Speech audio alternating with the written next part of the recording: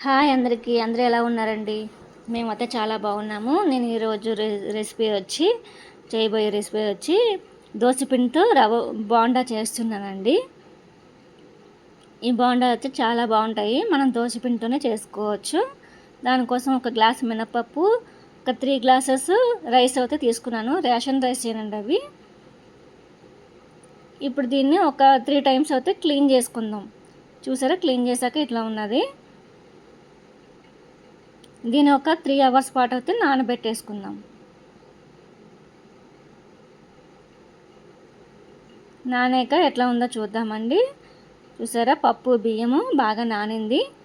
దీన్ని ఇప్పుడు మళ్ళీ ఒక 3 టైమ్స్ క్లీన్ చేసేసి మనం మిక్సీలో వేసేసి గ్రైండ్ అయితే చేసుకుందాము.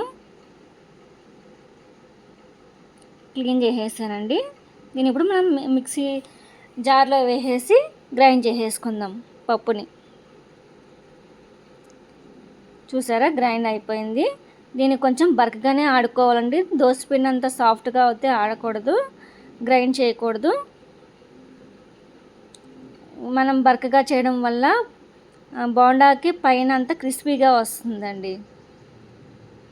చూసారా, మిగతా పిండి కూడా నేను గ్రైండ్ చేసి పెట్టేసుకున్నాను. ఈ పిండిని మనం ఒక 6 అవర్స్ పాటు పక్కన పెట్టేసుకుందాం.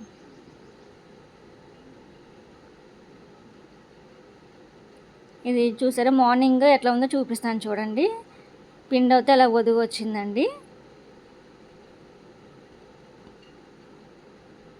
నేనైతే కావాల్సినంత పిండి తీసుకుని మిగతా పిండి దోశలకైతే ఉంచేసాను. దాంట్లోకి సరిపడంత సాల్టు, ఉల్లిపాయ, పుదీనా, కొత్తిమీర, పచ్చిమిర్చి అయితే వేసుకున్నాను. ఇవన్నీ కలిపి పిండిలో వేసేసాను. దీంట్లోకి ఒక స్పూను జీలకర్ర అయితే వేసాను. జీలకర్ర వేయడం వల్ల బోండా చాలా టేస్టీగా ఉంటుందండి. నేను 2 స్పూన్లు అయితే మైదా కూడా వేసానండి. అంటే పిండి కొంచెం లూజ్ అయినట్టు అనిపించింది. నేను దానికోసమని 2 స్పూన్లు మైదా వేసాను. కొంచెం అంతా వంట సోడా కూడా వేసాను. కొద్దిగా వేయాలండి, ఎక్కువ అయితే వేయకూడదు.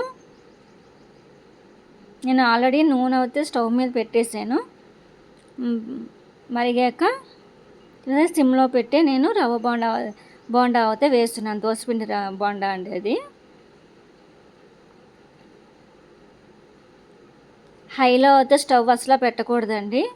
హైలో పెట్టడం వల్ల బోండా అనేది మాడిపోతుంది తప్ప లోపల ఉడకదు. మనం సిమ్లో పెట్టడం వల్ల లోపల స్మూత్గా, పైన క్రిస్పీగా అయితే బోండాలు వస్తాయండి. చూసారా, ఇలాగ వచ్చాకైతే నేను తీసేసాను. ఇంకా టేస్ట్ అయితే చాలా బాగుంటాయండి. ఏమైనా ట్రై చేయండి. ట్రై చేసి నాకు కామెంట్ సెక్షన్లో కామెంట్ చేయండి మీకు ఎలా వచ్చినాయి అనేది. చూసారా ఎంత బాగున్నాయో.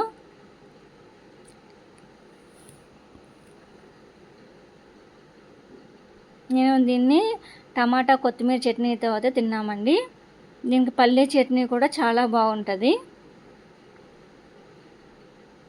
నేను ఒక బోండా అయితే చూపిస్తున్నా చూడండి ఎట్లా ఉన్నదో. లోపల స్మూత్గా, పైన క్రిస్పీగా అయితే ఉంది. టేస్ట్ అయితే చాలా బాగుందండి. Thank you.